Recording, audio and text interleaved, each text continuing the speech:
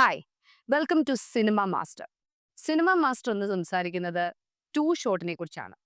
അതായത് ടു ഷോട്ടിന്റെ പവറിനെ കുറിച്ചാണ്. അറിയാ ഗാഥ ചരക്ക് കൊള്ളാം കേട്ടാ. ഇവനെയൊക്കെയാണ് ഇൻവെസ്റ്റിഗേഷന് വിട്ടിരിക്കുന്നത്. ഓട്ടോറിക്ഷക്കാരന് പണം കൊടുത്ത് അവൾ മുകളിലേക്ക് നടക്കുകയാണ്. ഞാനൊരു എക്സാമ്പിൾ പറയാം. ഒരു ഈവനിങ് ടൈം നമുക്ക് രണ്ട് ആക്ടേഴ്സ് സംസാരിക്കുന്ന ഒരു വലിയ കോൺവെർസേഷൻ സീൻ എടുക്കണം. സൺസെറ്റിന്റെ ഇതിലായിരിക്കണം നമ്മൾ ആ ഷോട്ട് പ്ലാൻ ചെയ്തിട്ടുള്ളത്.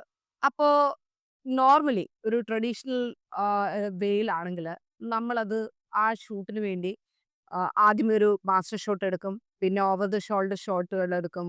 അത് കഴിഞ്ഞിട്ട് ക്ലോസപ്പുകൾ എടുക്കും. അങ്ങനെ ഒരു കുറേ സമയം വേണ്ടി വരും ഇതെല്ലാം എടുക്കാൻ വേണ്ടി. ആ ഷൂട്ട് ഫിനിഷ് ചെയ്യാനും കുറേ സമയം വേണ്ടി വരും. പക്ഷെ ദ പ്രോബ്ലം ഈസ് ആ ലൈറ്റ് പോയിട്ടുണ്ടാവും. കാരണം സൺസെറ്റിന്റെ ഇതിൽ വേണം നമുക്കത് ചെയ്യാൻ. അത് ലൈറ്റ് എന്താണെങ്കിലും പോയിട്ടുണ്ടാവും. അപ്പൊ നമ്മളെ സംബന്ധിച്ച് അതൊരു ഭയങ്കര പ്രശ്നമുള്ള കാര്യമാണ്.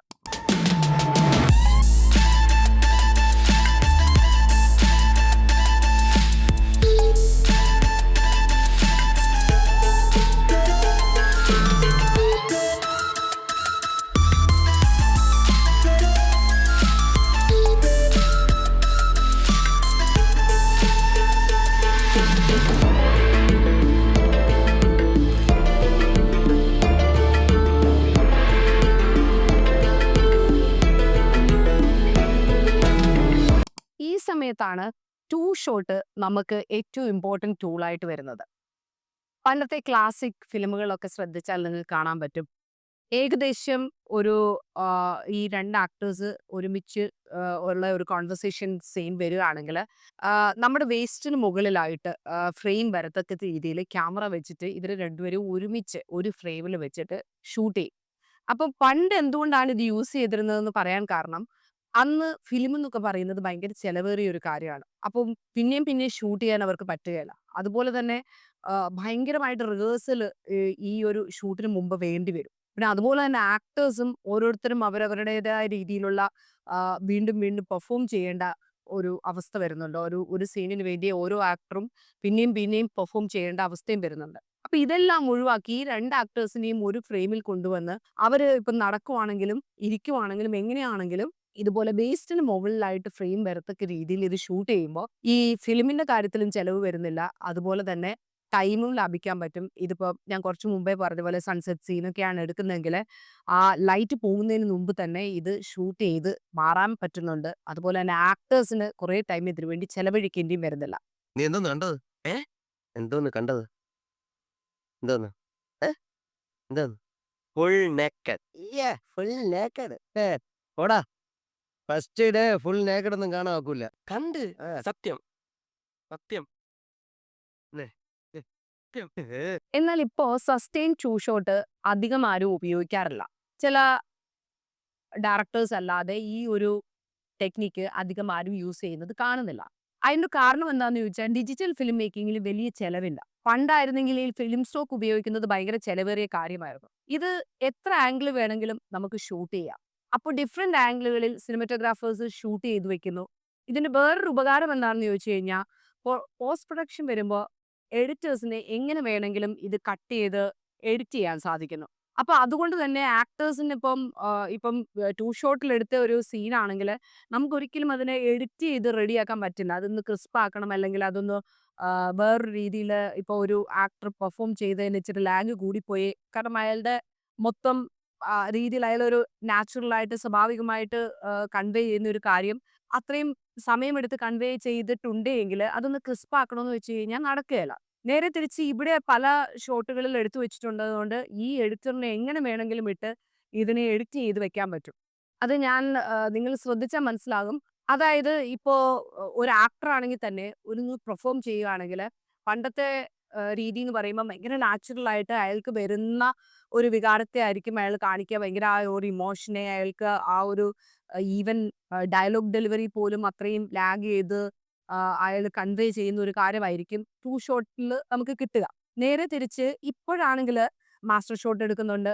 മാസ്റ്റർ ഷോട്ട് എടുക്കുമ്പോൾ ഒരു ആക്ടറും ഇപ്പൊ കരയുന്ന ഒരു സീനാണെങ്കിൽ മാസ്റ്റർ ഷോട്ട് എടുക്കുമ്പോൾ അയാൾ വെറുതെ കരഞ്ഞ് സമയം കളയാറില്ല. അയാളുടെ കണ്ണിൽ കൂടി വെള്ളം വരണമെന്നൊന്നും നിർബന്ധമില്ല. അയാൾ ആക്ഷനിലൂടെ അത് കാണിക്കുന്നുണ്ടായിരിക്കും. പക്ഷെ നേരെ തിരിച്ച് അയാൾക്കറിയാം അത് ക്ലോസപ്പിൽ വരുമെന്ന്. കാരണം അത് സിനിമയ്ക്ക് ഇമ്പോർട്ടന്റ് ആണെങ്കിൽ അത് ക്ലോസപ്പിൽ വരും. ആ സമയത്തായിരിക്കും അയാളുടെ കണ്ണിലൂടെ ആ കണ്ണീര് വരുന്നതും അയാൾ ആ ഒരു ഇമോഷനെ തീവ്രമായിട്ട് ഉൾക്കൊണ്ടുകൊണ്ട് അയാൾ പെർഫോം ചെയ്യുന്നത്.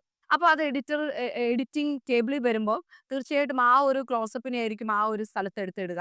അപ്പൊ സ്വാഭാവികമായിട്ടും നമ്മൾക്കത് കൺവേ ആവുന്നുണ്ടാവും. പക്ഷെ മറ്റത് ഷോട്ടിന്റെ ഒരു പ്രത്യേകത എന്ന് വെച്ച് കഴിഞ്ഞാൽ ഈ ഒരു കാര്യം വളരെ നാച്ചുറൽ ആയിട്ട് ഓർഗാനിക് ആയിട്ട് നമ്മുടെ മുന്നിലേക്ക് കിട്ടുകയാണ്. എന്നും പറഞ്ഞുകൊണ്ട് ഷോട്ട് നല്ലതാണെന്നോ അല്ലെങ്കിൽ നല്ലതെന്നോ ഒന്നുമല്ല ഞാൻ പറയുന്നത്. അല്ലെങ്കിൽ അത് കൊള്ളില്ലാന്നോ ഒന്നുമല്ല ഞാൻ പറയുന്നത്.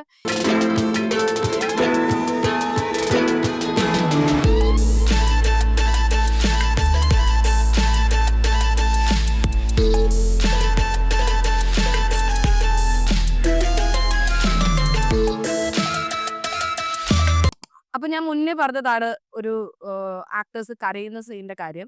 ഇതേപോലെ തന്നെയാണ് പണ്ടത്തെ സിനിമകളിലൊക്കെ നമുക്കറിയാം ഭയങ്കര വലിയ ജെസ്റ്ററുകളും അതുപോലെ തന്നെ ഭയങ്കര ലൗഡ് ആയിട്ടുള്ള ആക്ടിംഗ് ആയിരുന്നു ഉണ്ടായിരുന്നത്. അത് വൈഡ് ഷോട്ടിൽ ഈസി ആയിട്ട് കിട്ടുന്ന കാര്യമാണ്. ഇപ്പൊ ഒരു വൈഡ് ഇതിലാണ് ട്രെയിൻ വെക്കുന്നതെങ്കിൽ പോലും ഈസി ആയിട്ട് ഇങ്ങനെയുള്ള ജെസ്റ്റേഴ്സ് ഒക്കെ ഈസി ആയിട്ട് ക്യാപ്ചർ ചെയ്യാൻ പറ്റുമായിരുന്നു. കാരണം ഇത് ഇത്ര ലൗഡ് ആയതുകൊണ്ട്. നേരെ തിരിച്ച് ഇപ്പോഴത്തെ ആക്ടിംഗ് എന്ന് പറയുന്നത് ഭയങ്കര റിയലിസ്റ്റിക് ആണ്. അതായത് എക്സ്പ്രഷൻ ഭയങ്കരമായിട്ട് വെന്റിലേറ്റ് ചെയ്യുന്ന രീതിയിലുള്ള ആക്ടിംഗ് അല്ല. ഭയങ്കര സട്ടിൽ ആയിട്ടുള്ള ആക്ടിംഗ് ആണ് വന്നിരിക്കുന്നത്. അപ്പൊ ഇതൊരിക്കലും വൈഡ് ഷോട്ടിൽ കിട്ടുകയില്ല. വൈറ്റ് ഷൂട്ടിൽ ഭയങ്കര ഇപ്പം നമ്മുടെ ചെറിയൊരു കണ്ണിന്റെ ചലനമായിരിക്കാം. ഫഹദ് ഫാസിൽ പോലെ അല്ലെങ്കിൽ ലാലേട്ടൻ പോലെയൊക്കെയുള്ള ആൾക്കാർ അഭിനയിക്കുമ്പോൾ വളരെ ചെറിയ മൈന്യൂട്ട് ആയിട്ടുള്ള കണ്ണിന്റെ ചലനങ്ങളോ അല്ലെങ്കിൽ അവരുടെ കൈയുടെ വിരലുകളുടെ ഒരു അനക്കമൊക്കെ ആയിരിക്കാം. ഇതൊന്നും വൈഡ് ഫ്രെയിമിൽ കിട്ടുകയില്ല. അപ്പൊ അതുകൊണ്ട് തന്നെ ഇതൊക്കെ ക്ലോസപ്പിൽ പോകുന്നതായിരിക്കും നല്ലത്. ഇതൊരു പ്രധാന റീസണാണ്. അതായത് ആക്ടേഴ്സിന്റെ പെർഫോമൻസ് ലെവൽ മാറിയതെന്നുള്ളത് വളരെ ഒരു പ്രധാനപ്പെട്ട റീസണാണ് ഷോട്ട് കുറയാൻ കാരണമായതിന്. എങ്ങനെയൊക്കെയാണെങ്കിലും ഷോട്ട് എന്ന് പറയുന്ന ടൂള് നല്ലതാണെന്ന് പറയാൻ കാരണം എന്താന്ന് ചോദിച്ചു കഴിഞ്ഞാല് എഫിഷ്യൻസി ഇത് ഭയങ്കരമായിട്ട് കൂട്ടും.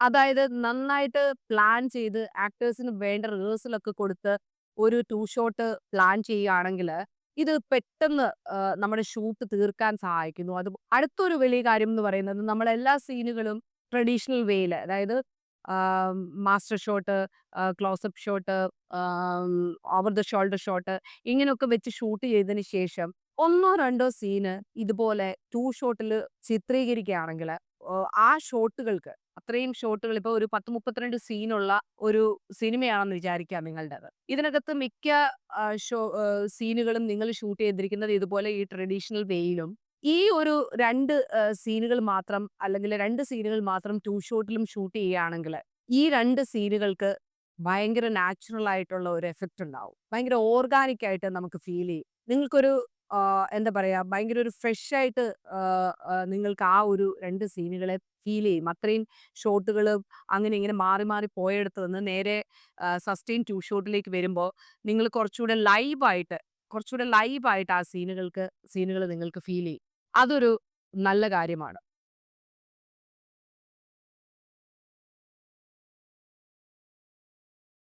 ചിലപ്പോൾ അവരുടെ ഒരു തർക്കമായിരിക്കാം നമ്മൾ എടുക്കുന്നത്. അതല്ലെങ്കിൽ ഒരു റൊമാന്റിക് സീൻ ആയിരിക്കാം എടുക്കുന്നത്. അല്ലെങ്കിൽ വലിയൊരു ഇമോഷണൽ ബ്രേക്ക് ഡൗൺ ആയിരിക്കാം നമ്മൾ എടുക്കുന്നത്. അതും അല്ലെങ്കിൽ ഒരു കോമഡി സീൻ ആയിരിക്കാം എടുക്കുന്നത്. ഇതൊക്കെ എങ്ങനെയൊക്കെ വന്നെന്ന് പറഞ്ഞാലും ഇതിനൊക്കെ പല രീതിയിൽ നമ്മൾ ബ്ലോക്കിങ്ങും നമ്മുടെ കോമ്പോസിഷനും എല്ലാം റെഡിയാക്കി അത്രയും നന്നായിട്ട് പ്ലാൻ ചെയ്ത് എക്സിക്യൂട്ട് ചെയ്താൽ മാത്രമേ ഷോട്ട് ഫലിക്കുകയുള്ളൂ. അപ്പോ ഈ ഷോട്ട് ഫലിക്കുന്ന രീതി ഞാൻ പറഞ്ഞു ഷോട്ട് ഫലിച്ചാൽ ഭയങ്കര ഓർഗാനിക് ആയിട്ട് ആൾക്കാരിൽ ഒരു ഫ്രഷ് ആയിട്ടുള്ള ഒരു സാധനം കൊടുക്കുന്ന ഒരു സംഭവമായിരിക്കും എന്നൊക്കെ ഞാൻ പറഞ്ഞു. അപ്പൊ ഇതൊക്കെ നടക്കണമെന്നുണ്ടെങ്കിൽ ഇത് കറക്റ്റായിട്ട് എക്സിക്യൂട്ട് ചെയ്യണം. അതിനുള്ള കാര്യങ്ങൾ എന്തൊക്കെയാണെന്നുള്ളത് അടുത്ത എപ്പിസോഡിൽ നമുക്ക് സംസാരിക്കാം. അതുവരെ ബൈ.